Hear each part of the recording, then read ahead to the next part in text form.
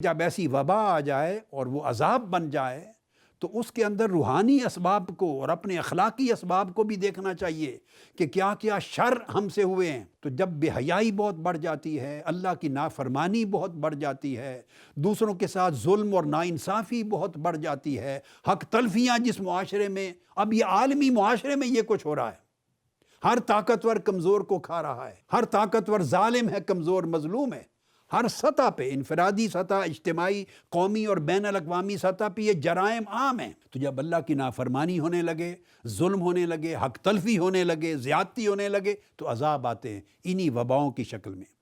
لہٰذا اللہ کا ذکر کریں اور کثرت کے ساتھ اللہم یا مؤمن یا حفیظ یا لطیف اس کا ورد کریں، یہ اسماء الہیہ ہیں۔ اللہم یا مؤمن یا حفیظ یا لطیف اس کا ورد کریں کثرت سے، اور اس کا بھی ورد کریں یا حی یا قیوم یا ذل جلال والاکرام۔